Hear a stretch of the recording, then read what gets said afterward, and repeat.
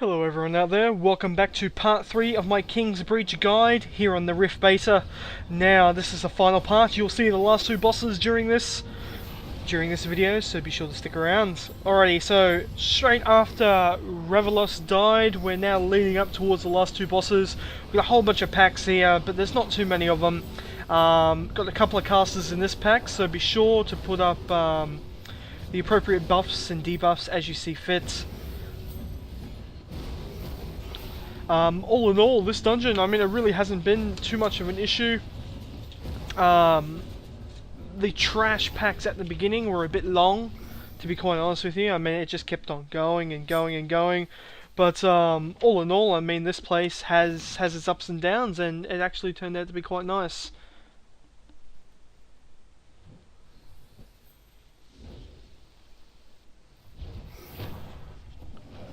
Alrighty, the Centurion yet again.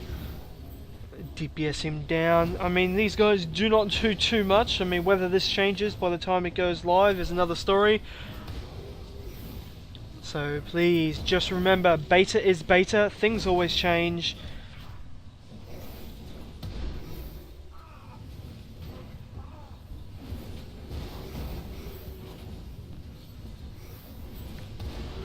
Look at all those opportunity procs.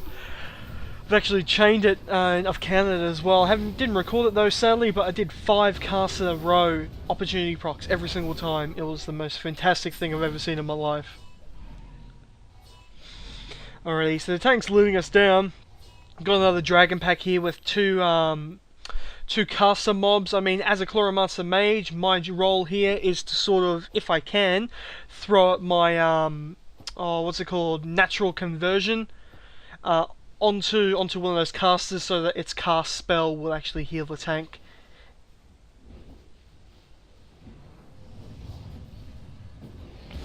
Alrighty, other than that, just keeping up your Withering Vine, doing your Nature's Fury in this sense, because it's a very tight and compact group. Doing your AoE attacks and keeping up Nature's Touch along with your Vile Spore rotation. Same old stuff, guys, we all know the drill now. Just a simple DPS. Those opportunity procs. I will say, if anyone is planning on going a Chloromancer, definitely take up the Warlock tree. I mean, there are some other trees out there which would suit a Chloromancer as well, but those opportunity procs, they head and above of everything else that was sort of available. Chance on spellcast, a high chance as well. I think it's like 10% once you fully spec into it, of making your next cast instant cast is just so overpowered, and a nice valued tool to sort of have as a Chloromancer healer. So here we go, pulling another Centurion. I believe it's the last one in this place. I mean, looking around from what I can see, yeah, it looks like the last one in this place. Just a simple tanking spank. Be sure to just keep your heals up on the tank at all times. Very, very simple stuff, guys. We're almost to the end though. We need to kill 2 more of those rift thingos to be able to summon the second last boss and then the last boss straight after the second last boss.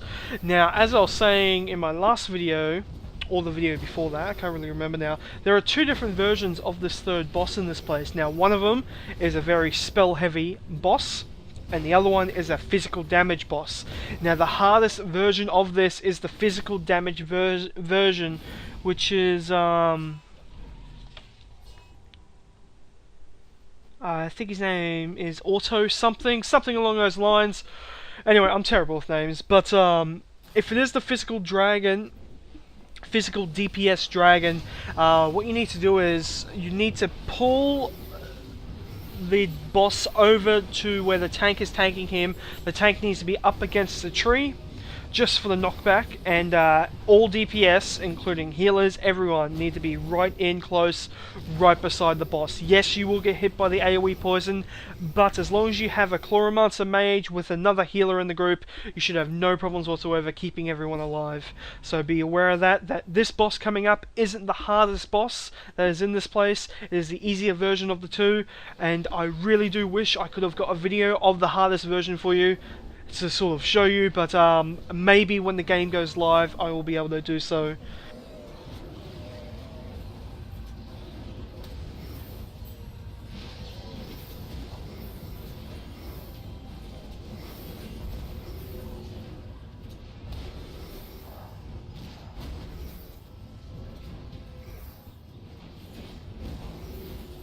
Alrighty, so got a couple of castles here, just DPS them down.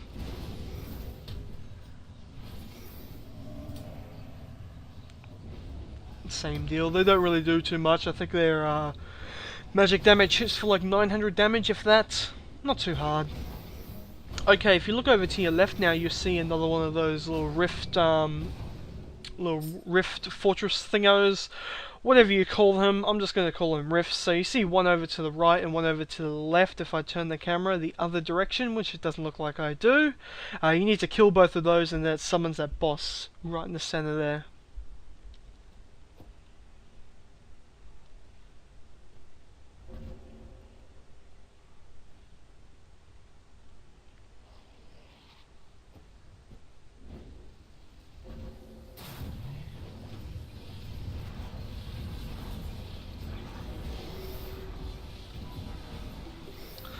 Alrighty, just make sure the tank has aggro before you start DPSing. Oh. Hello everyone, the server will be shutting down in 10 minutes for 40 minutes. Yes, or is it 30 minutes?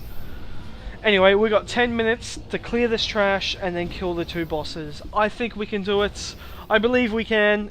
We just need to work a hell of a lot faster. We need to pull these groups really quickly, DPS down as hard as possible, and let's get to it. As you can see, we sent one of our rogues over to start DPSing down that rift, just so that we could summon those ads up straight away. Alrighty, so DPSing our little hearts out. We've got 10 minutes now, we're on the clock. Let's see how long it actually takes us.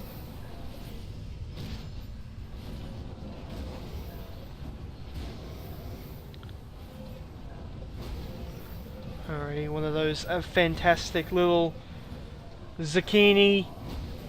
I don't know what to call them. Hey, they kind of look like an eggplant that's sort of lighter color. We'll call them eggplants, eh? What do you guys reckon? Leave a comment on what you reckon we should call these things, and I'll call them that in my later videos.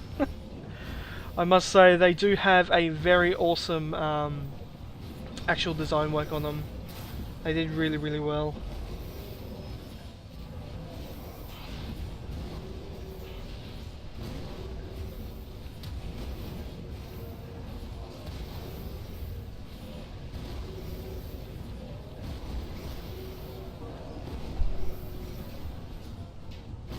Alrighty, as you can see, we've got a couple of them up now, so our main role is just to DPS down these guys. We have one person focusing on that rift. So yeah, as you can see, the healing side of things, I mean, Chloromancer mages have amazing AoE heals. Absolutely amazing.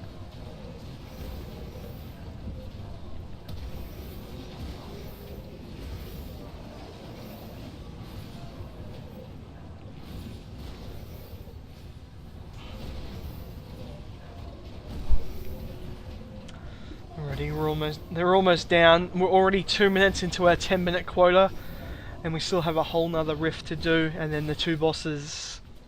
We should be able to make it.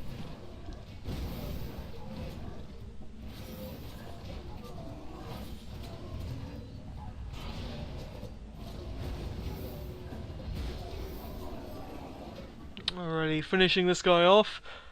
Then we're going to head over to the other side and start grabbing those guys and continuing on. As you can see, our rogue already went over there to pull the group just to make it a little bit faster for us to start DPSing.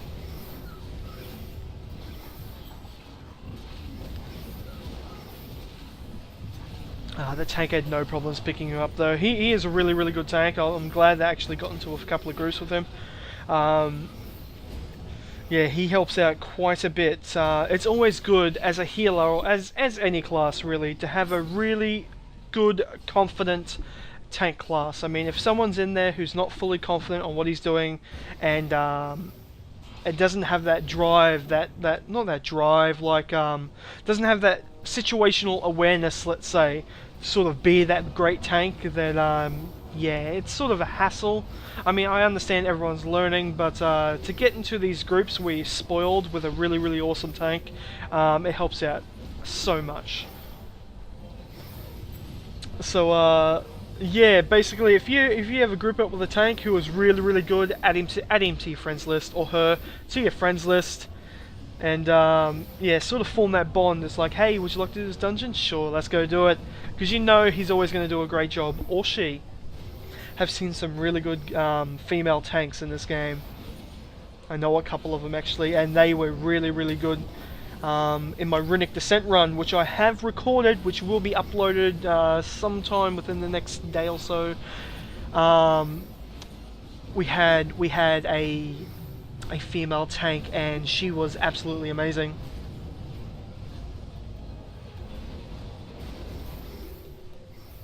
Alrighty, as you can see, we got all the guys up. Just DPSing them down, focusing them down. There's the 5-minute warning, guys. 5 minutes.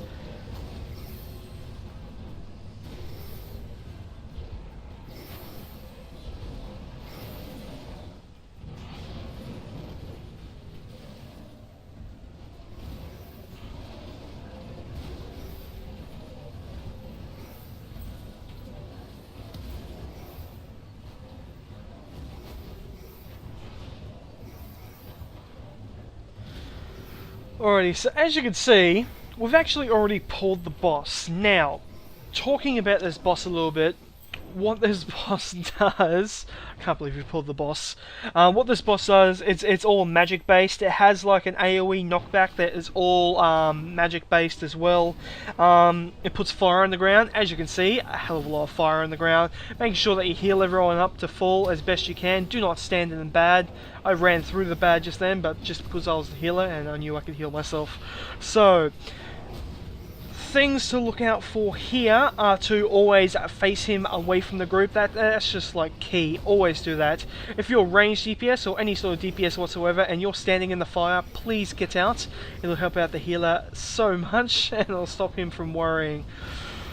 Alrighty, other than that, I mean, he's just a simple tank and spank. Now, the boss actually, when he does like a little knockback on the tank, and when he does that, he casts 3 shadow bolts really quick. I think they're ebon bolts or something along those lines. Anyway, the tank can take massive spike damage here. So here comes the cast now. 1, 2, and 3. But we were able to easily mitigate it. It wasn't a real concern to us. But for other groups, I mean, it may be of a concern. So just be aware of that. Other than that, I mean, that's the whole fight. I mean, stay out of the fire. During the knockback, the tank's going to take a fair bit of damage, and there's just AoE damage to the raid, but because we have so much AoE healing in this group, it was a non-issue. And there you go. Defeated. All down.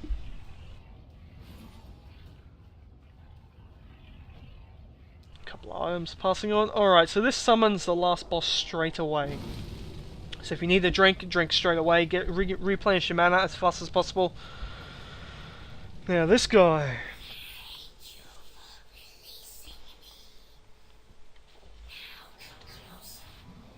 Alright, his name is, or her name, judging by the voice, is Shadehara Phantasm. Now, very simple fight. What happens here is, same deal again, we all take a massive AoE damage which has a dot effect on it, so be sure to heal everyone back up to full. There is 2 phases though. During phase 2, the boss becomes immune, ads spawn, the ads now put up a little, they're called Wounding Shades, right? And they put up this little debuff. Now, the longer they stay alive, the more damage we take as a group, as a raid, or as a group. So be sure to AoE down these ads ASAP. They are a massive priority when the boss is immune. See how the boss is sort of in a bubble right there? As soon as the ads are down, the boss will break out and do an AoE attack on everyone. As you can see, charging that, boom, everyone takes damage. Just quickly throw up your AoE heals, get everyone back up to full, heal through the dot damage, and that is it. A very simple, very clean fight. We still had about 2 minutes left before server shut down, so we did quite well. Alrighty guys, that is the final part of my King's Breach video. Be sure to check back on my channel at youtube.com/ZukuMoney for Runic Descent. That is going to be my next video. Thank you all for watching, and I'll see you all next time.